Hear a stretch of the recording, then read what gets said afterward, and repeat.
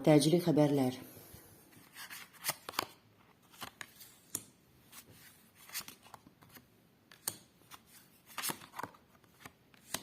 Siz burada sanki xəbərlər gözləyirsiniz və o prosesdəsiz ki, gələcəyiniz üçün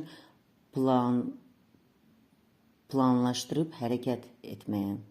O sizin biznesinizə aid ola bilər, yeni fürsətlərinizə, şəxsi həyatınıza da aid ola bilər. Aldığınız xəbərlər sizin üçün yeni perspektivlər açacaq. Aldığınız xəbər bir balaca sizi təlaşa sala bilər, narahat edə bilər. Amma siz onun qabağını alacaqsınız, onun öhdəsindən gələcəksiniz. Alışkanlıqlar var ki, şeytan kartı buna deyir ki, siz reallaşdıra bilmirsiniz öz potensialınızı. İnsanlarla çalışmaq lazımdır.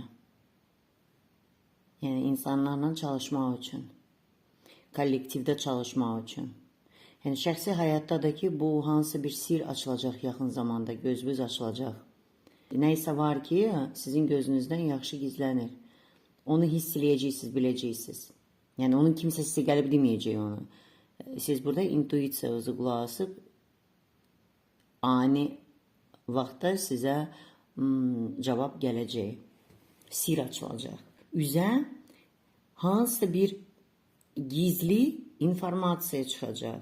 Sizin proyektinizlə bağlı, işinizlə bağlı, ilişkinizlə bağlı. Elə biləm ki, yəni burada sanki siz keçmişə çox qapanmısınız keçmişə, götür-qoy eləyə bilmirsiniz doğru düzgün. Yəni emosional çətinliklər var sizdə. Pozitiv məqamlar da siz əldən buraxırsınız. Çünki siz qapanmısınız keçmişdə. Realda sanki deyilsiniz, fantaziya dünyasındasınız.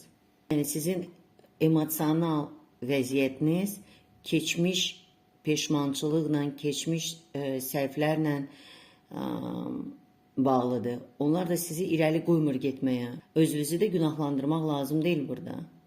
Yəni fokusunuzu reallıqda tutun. Yəni fantaziyada, illüziyada, xəyallarda yox. Çünki sizin bir neçə dənə variantlarınız var.